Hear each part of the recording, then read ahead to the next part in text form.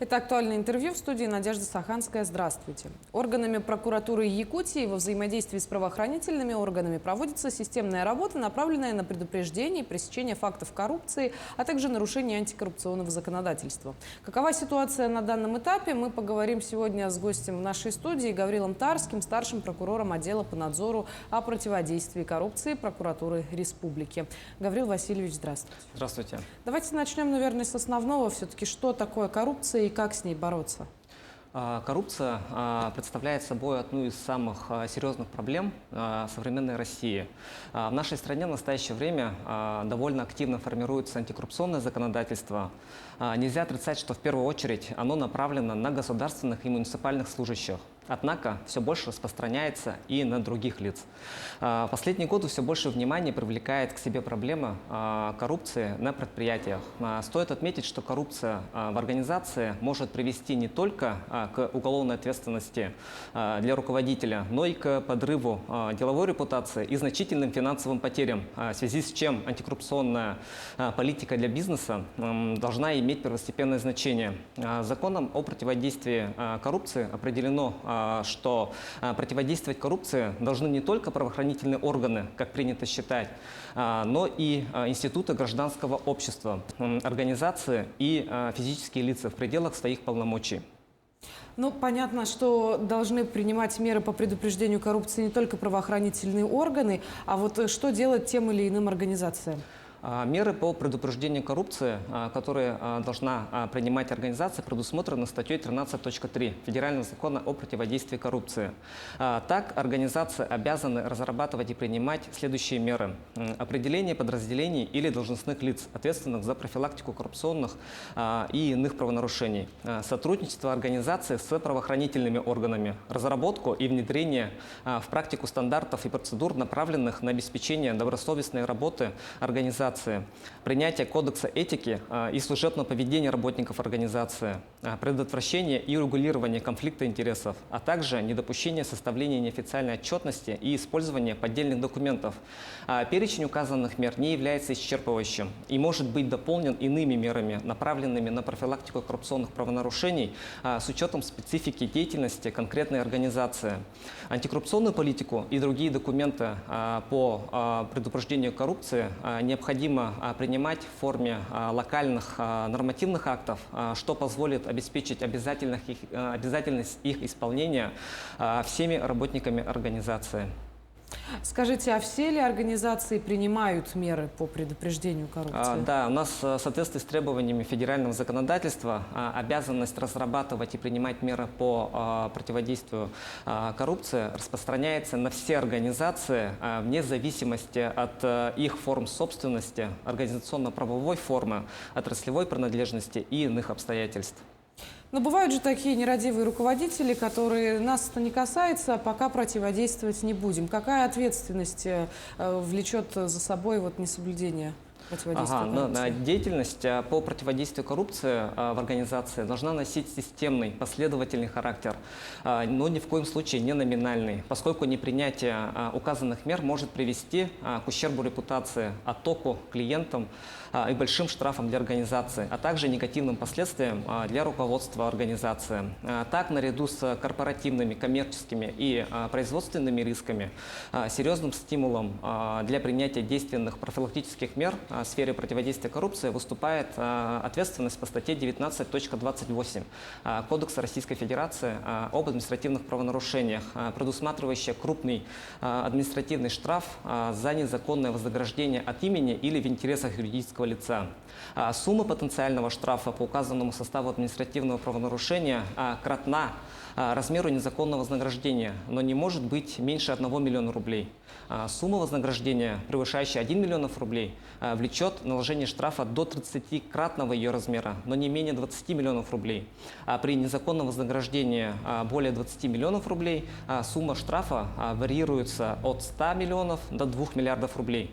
В качестве примера служит наложенный судом на коммерческую организацию штраф в размере 10 миллионов рублей за дачу директором общества взятки на общую сумму 4,5 миллиона рублей главному инженеру одной из нефтепродуктообеспечивающих обеспечивающих компаний республики за общее покровительство деятельности организации и попустительство по службе, связанные с приемкой и оплатой выполняемых обществом строительно-монтажных работ. Дело о незаконном вознаграждении от имени юридического лица в крупном размере по части 2 статьи 19.28 КоАП РФ было возбуждено прокуратурой республики по материалам уголовного дела о взяточничестве. Перспектива получения таких крупных штрафов, сулящая одновременно с этим запрет на участие в закупках для государственных и муниципальных нужд на протяжении 2 лет, мотивирует организации, которые дорожат деловой репутацией, к внедрению в свою деятельность комплексных и эффективных антикоррупционных мер.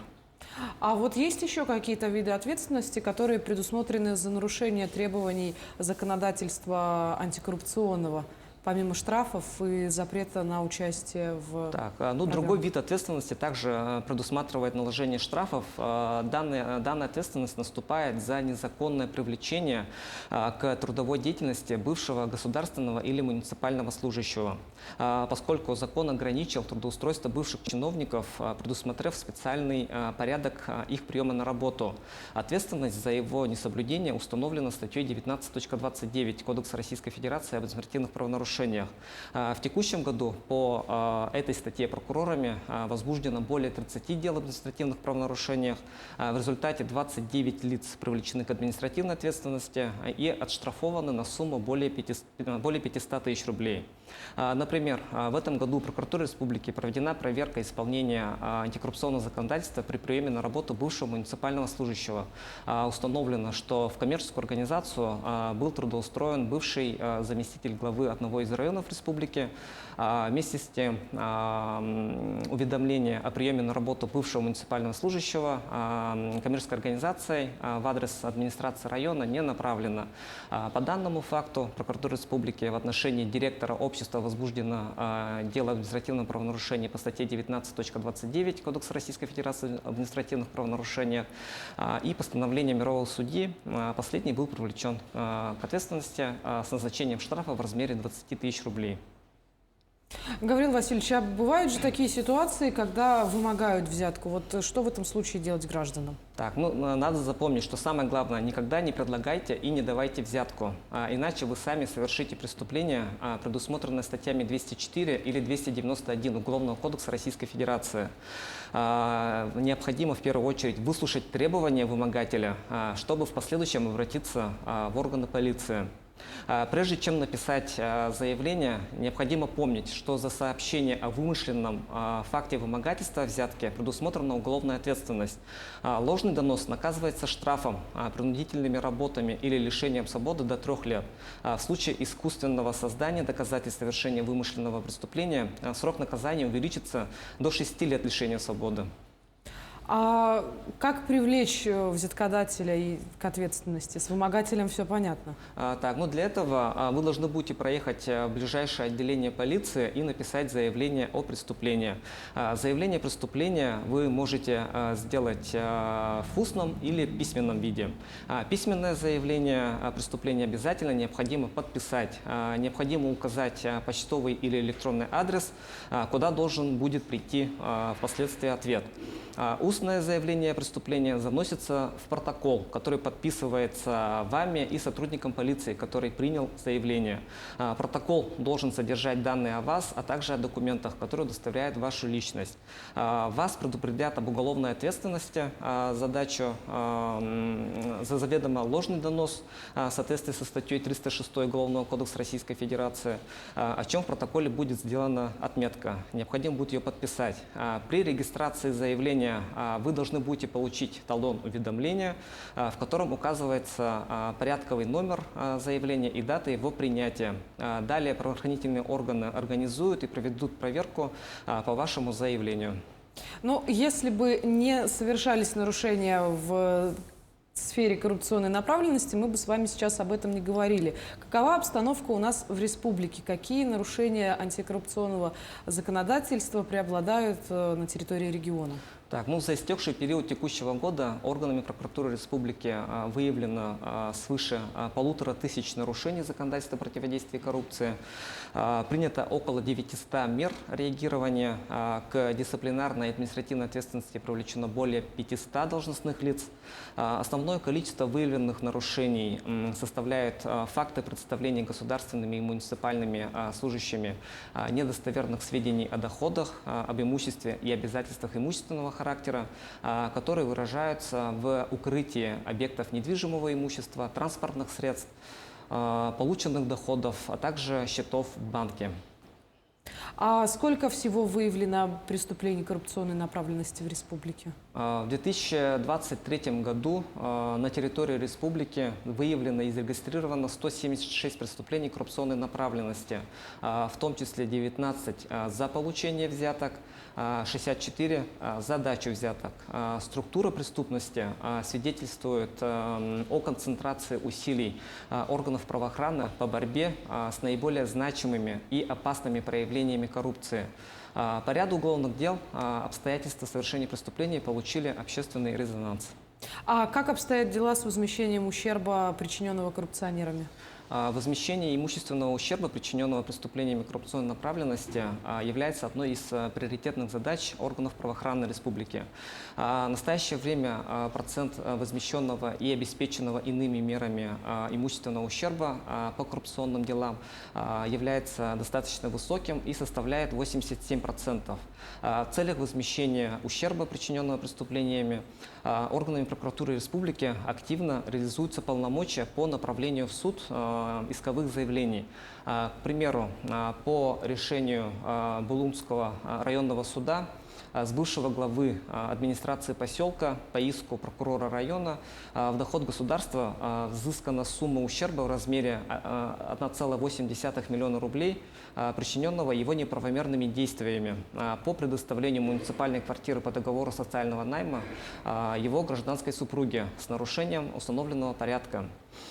Приведу другой пример. Так, по исковому заявлению прокуратуры республики в доход государства обращено имущество бывшего главы Анабарского района и членов его семьи, приобретенного на незаконные доходы общей стоимостью свыше 72 миллионов рублей. Таким образом, органы прокуратуры республики активно принимаются меры по возмещению ущерба, причиненного преступлением коррупционной направленности. Это отрадно слышать. Благодарю вас, Гаврил Васильевич, что нашли для нас время, ответили на волнующие вопросы. Сегодня мы освежили в своей памяти знания о том, что нужно делать для того, чтобы противодействовать коррупции. Спасибо вам. Спасибо, до свидания. Я напомню, вы смотрели программу «Актуальное интервью». До встречи в эфире.